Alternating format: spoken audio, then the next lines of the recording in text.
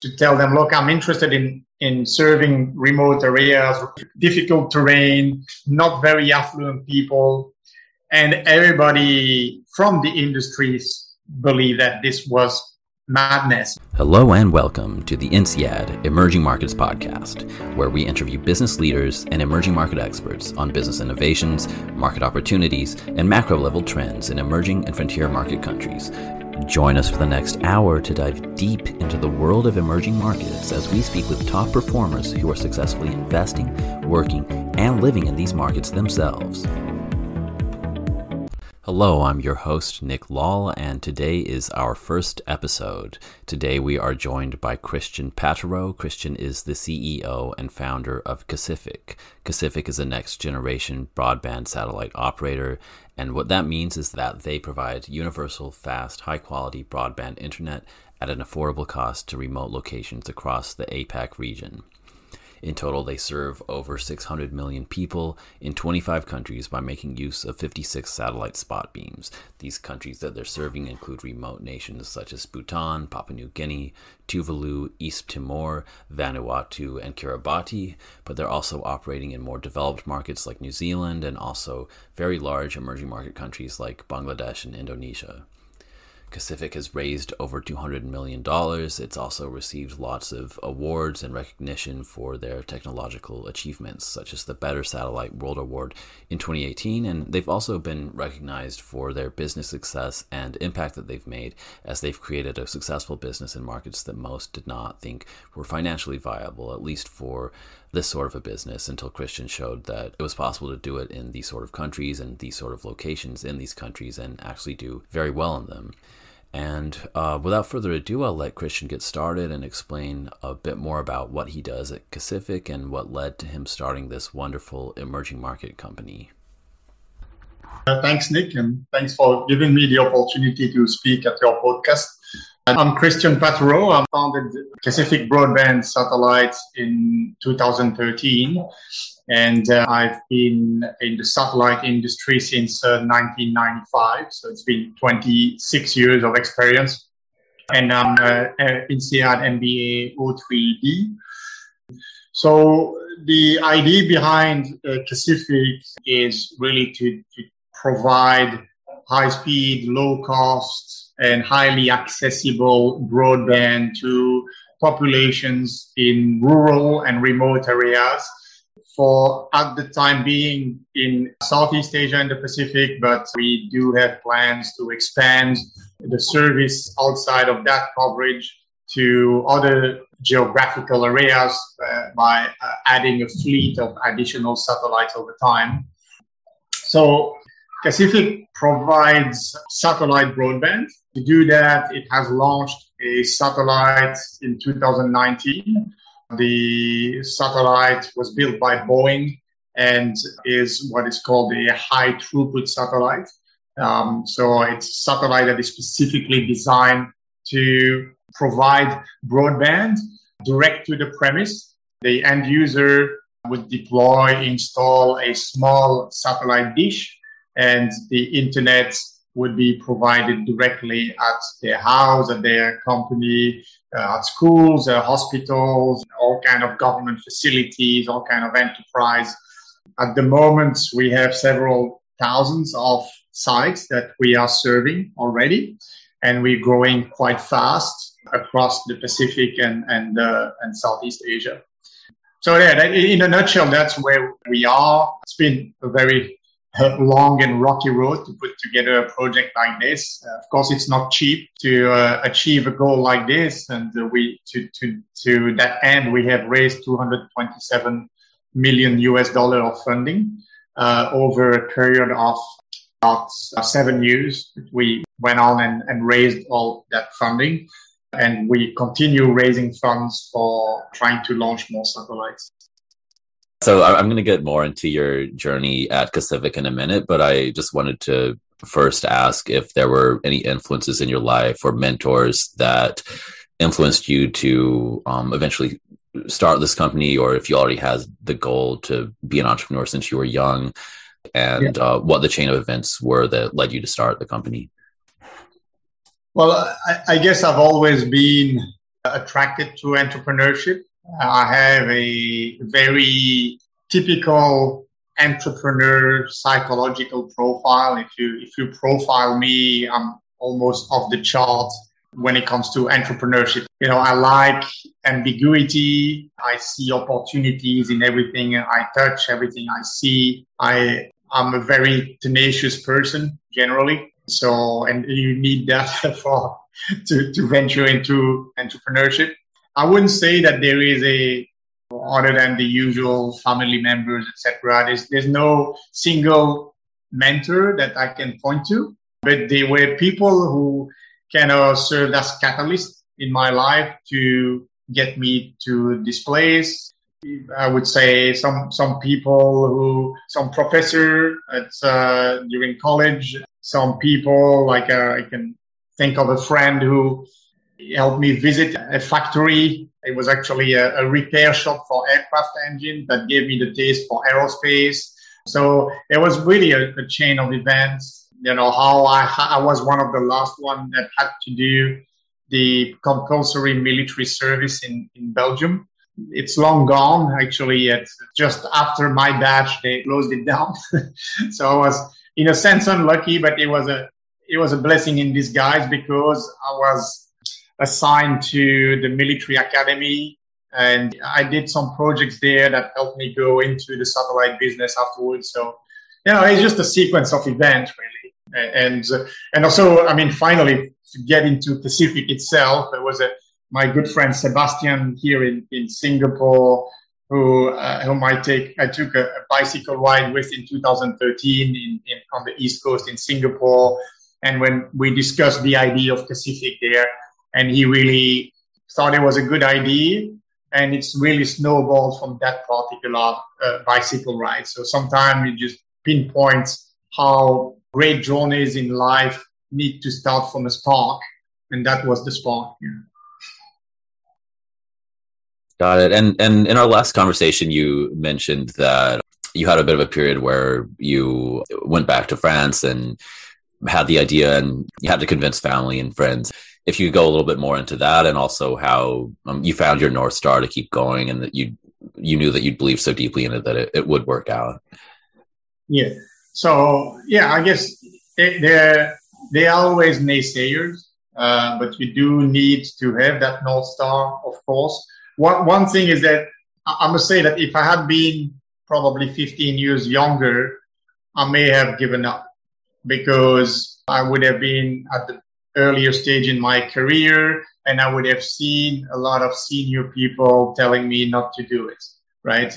But as I was older, I saw those more senior people more as my peers, and I felt like, when they said it was madness, it actually emboldened me, because I felt that I had a different perspective, I had better ideas than they had, and I had at least as good a knowledge as them of the industry. When it comes to family, yes, of course, my wife was not necessarily particularly happy to see me go into that space. It's always good. She's risk averse, and it's always good to have that risk averse angle to make you be careful where you set foot, really. But, I have this fire in me. I have, again, like I said, the profile of an entrepreneur. So I saw the opportunity. And also I continued discussing with that friend who I had this bicycle ride with, who helped me incubate the business inside. He had a bit of an incubator, a small private equity fund. So he kind of nurtured the business in the earlier stage. And then he also gave me one of his staff in secondment. And that person now is our chief operating officer. And with him, Cyril, who really came in the business, I would say like a couple of months into the making, really help me drive the business, help bouncing ideas. And I would say like he was almost like a co-founder in the early stage. Yeah. Very cool. And I was wondering if you could tell me a bit more about the fundraising process and what you learned from it, how you started and how you were able to raise such a huge amount of money. Yeah. So the fundraising is of course very daunting at the beginning when you see you have to reach such high amount of money. I had been I had worked for a year and a half, 2 years in another startup where they had raised close to $1 billion for a constellation of satellites. So I had learned there what are the elements to put into place to raise that kind of money. And I felt like it was possible. And in a sense, what was $200 million compared to $1 billion? So, but still, it was very daunting. So the way you do it is by snowballing the project, and you take the first step by raising angel money. Then you go and you evangelize the market, and you try to get off-takers in order to establish the business around a few telco or general off-takers, internet service provider contracts that, in a sense, promise you that they will take the bandwidth and for whom you're gonna bring great value once you get the satellite going. And then after this, you raise more money on the back of that. Then you go get more off-takers and you snowball the project like this. And then along the way, of course, you have some industrial milestones where you buy the satellite, of course, you sign the contract for the satellite, then you sign a contract for all the ancillary equipment around the satellite, all the antennas, teleports, etc. on the ground. You buy the rocket. It's another great milestone. You buy the insurance for the whole project. So I would say that, yes, it seems very, very far off when you start and you almost feel it's impossible. But along the way, I must admit that, I kind of delivered the project maybe on a slower pace than I had originally thought, but pretty much with the same format, the same process that was originally set up. So yeah, it's like a great long distance adventure. I think I mentioned last time when we talked about this guy who crossed the South Pole. That was quite interesting for me when I heard his speech on how he did that.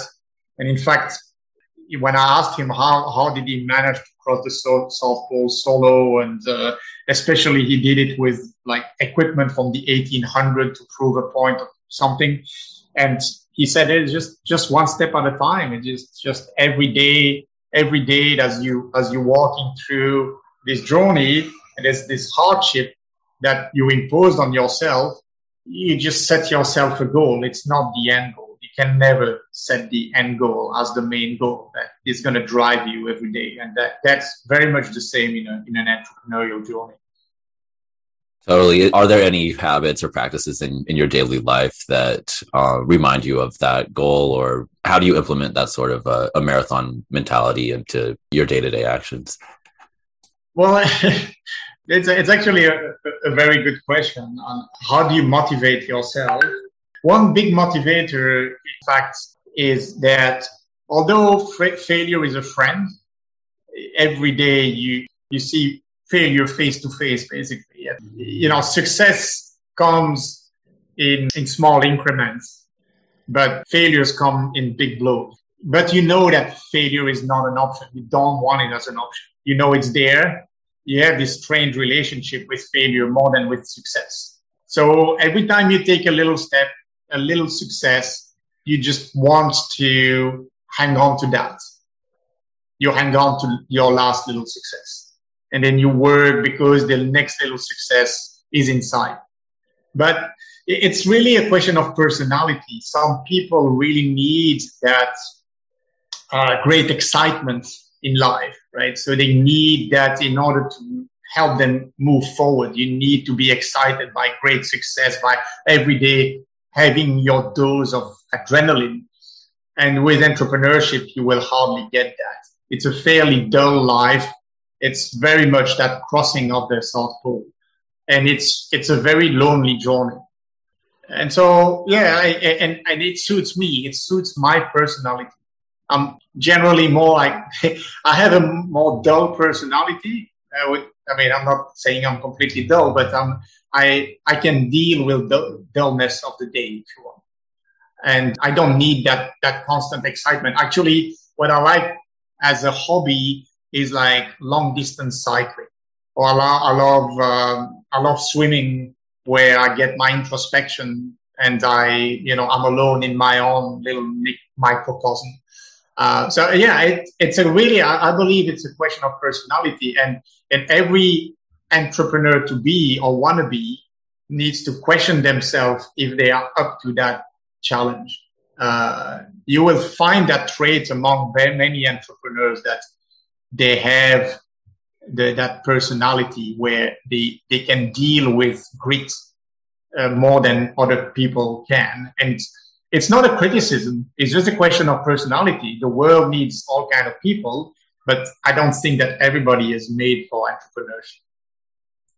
Sure. No, I think that's great advice, especially helpful for a lot of the graduates now who are ending up in this COVID environment.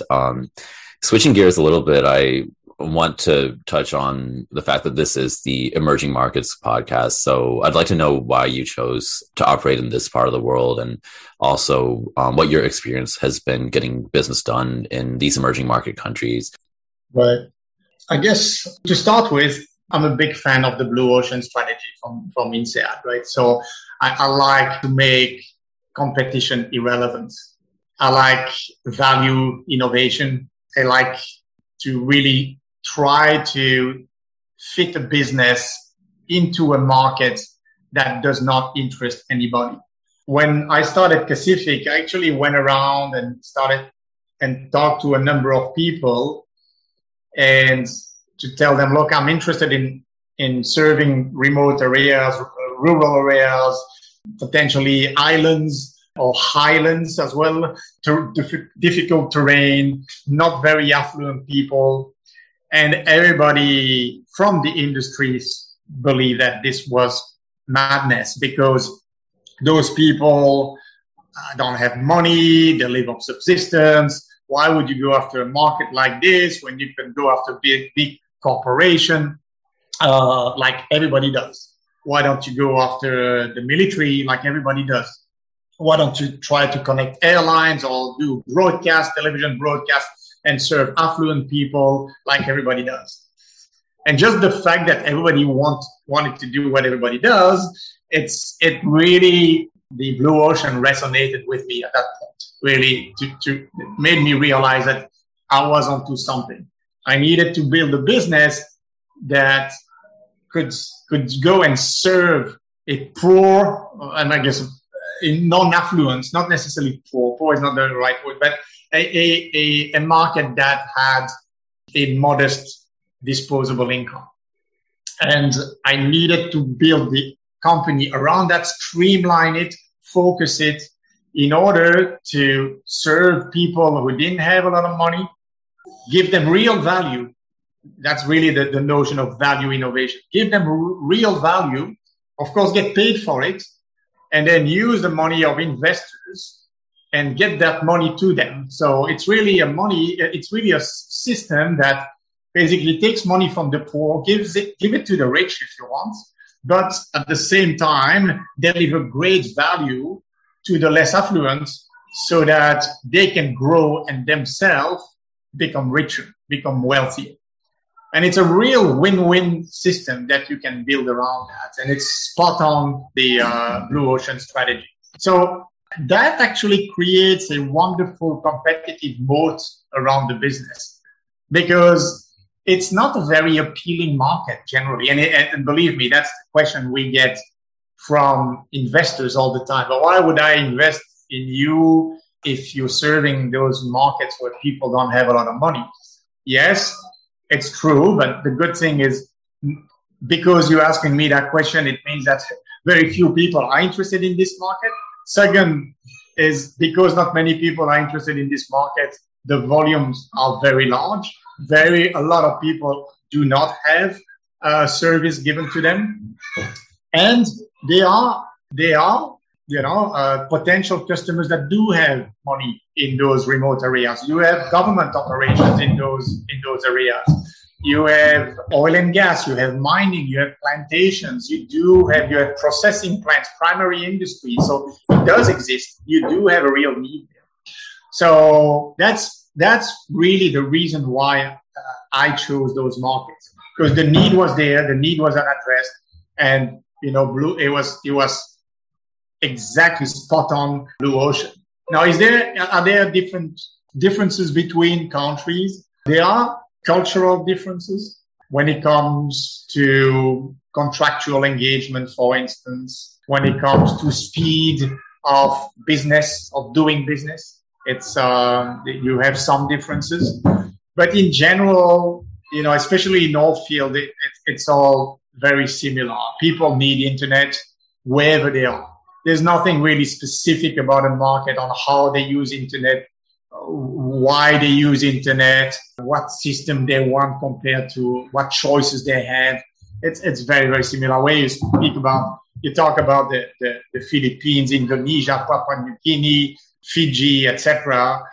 But in some countries you have more money, like in New Zealand. So New Zealand for us is more a residential market where, people are, and so that's very different than the rest of the markets. But so that's just one country, one affluent country that we have in our coverage. All the other countries are developing countries, and to us they're very similar, all of them. And I'm sure if I was to as we expand our coverage into Central Asia, Africa, etc., we'll find a lot of similarities in the need for internet. Sure. Very interesting. What has been the most difficult part of operating in these developing countries, less affluent markets, other than getting investment? And I guess the second part of that question is, what advice would you give to someone who wants to start a business in one of these countries and is looking into it, but not sure where to start?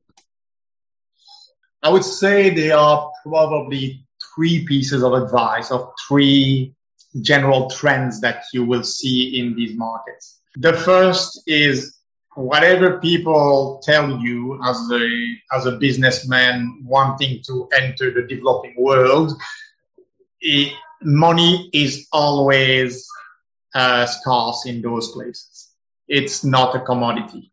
It comes hard, right? It doesn't come easy. You always have to fight for money. So if you have a contract with someone, whoever that is, money will come late.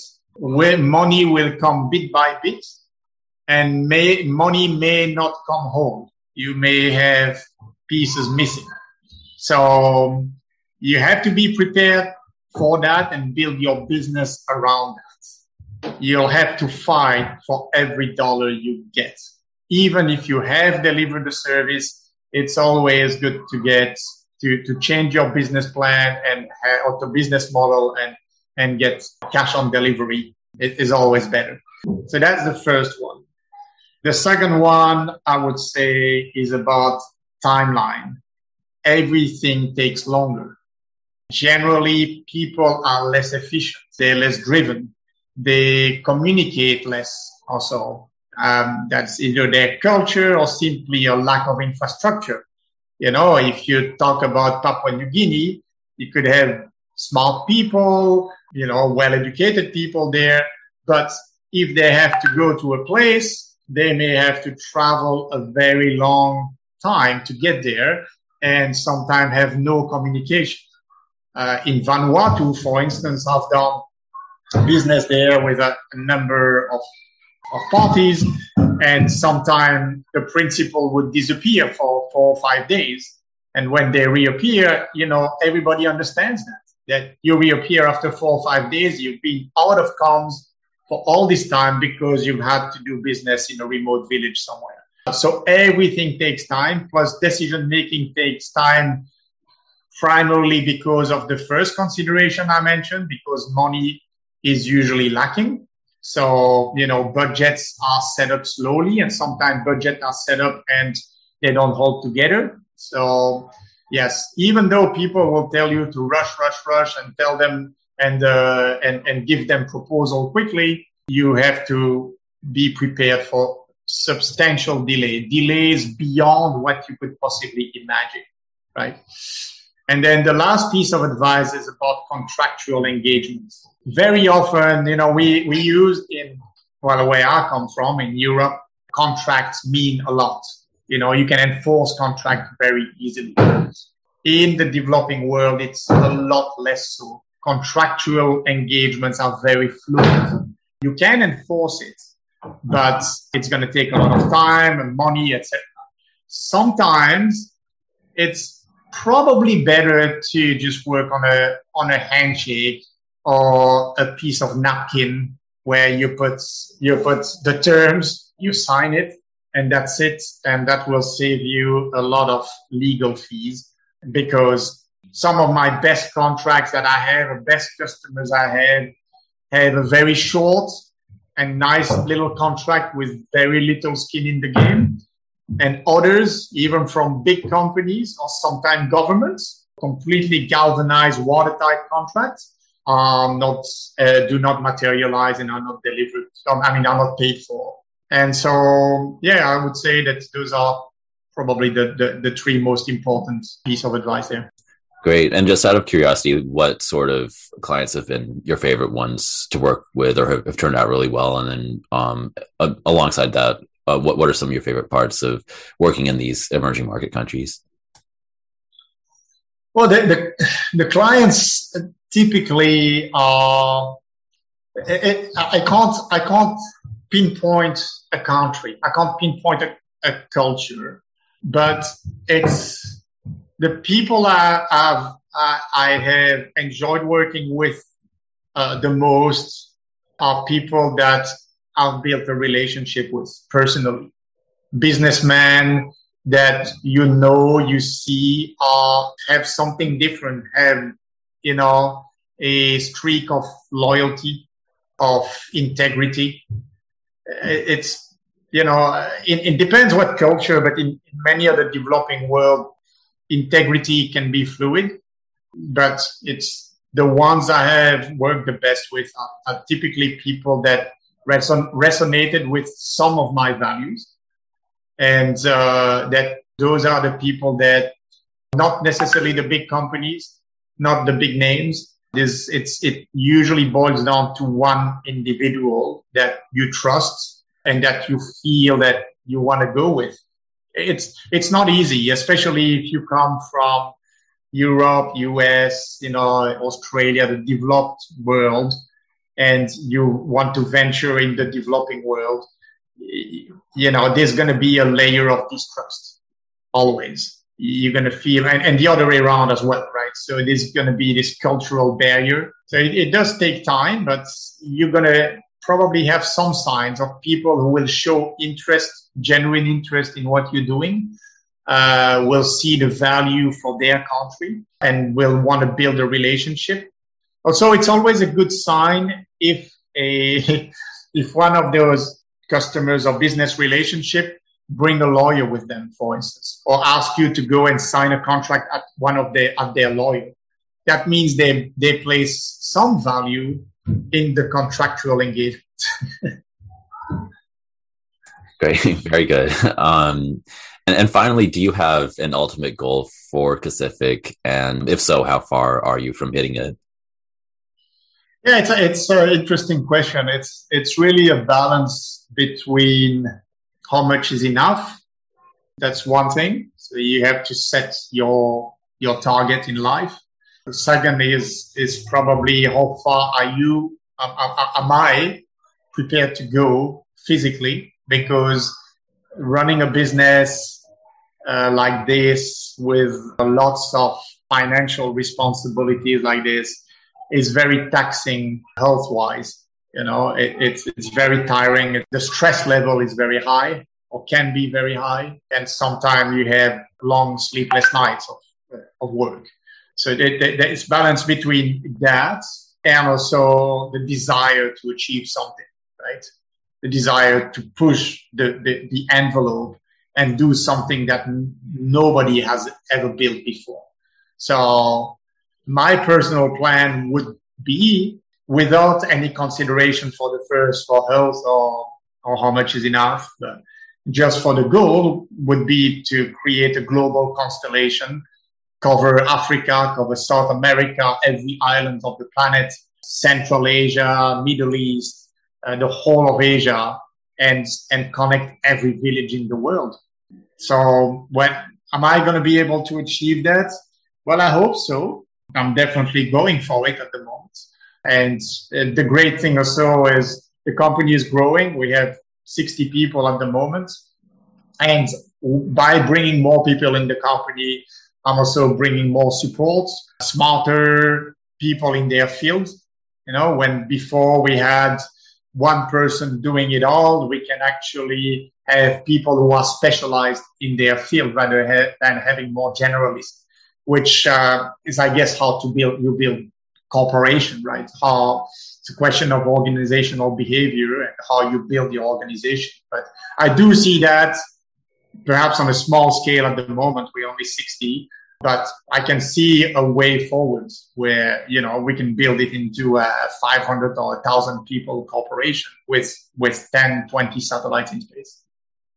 Great. I actually have one last question. I was wondering if you have any advice you'd like to give or a message you'd like to share to the current INSEAD students.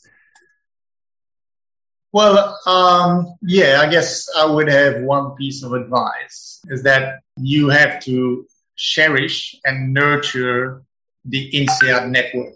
What I'm doing today here and what I'm doing regularly in contributing to that network, coming to give speeches and spending time to nurture the various cohorts and help professors or whoever is active at INSEAD in clubs, etc., is actually to nurture that network and to give back what that network has given me. I don't think that I would have been able to put together the business I have put together so far without the support of INSEAD network. Not of INSEAD itself, although INSEAD is a great school and certainly is always willing to help, but of the network. And so I think everybody at INSEAD who's currently a student should take a time and ponder whether they have already started doing that and whether they're planning to and how they are planning to do that. Whenever I get an email or a LinkedIn message and I see that the person is an INSEAD alum or an INSEAD student, I'm always more inclined to give my time to that person than other people. And I really invite students to do the same. Great. Yeah, definitely makes a lot of sense. I think I've been seeing that myself already. And anyway, this was extremely enjoyable. I really appreciate you taking the time. I'm sure you're very busy, so it really means a lot that you're willing to join us for this podcast. Okay. And thank you again. Thank you, Nick. Thanks. All the best. Thank you for joining us for this episode of the INSEAD Emerging Markets Podcast. To stay up to date on events we may be hosting, emerging market news, and to build your personal network, please feel free to join the INSEAD Alumni Emerging Markets Interest Group on LinkedIn.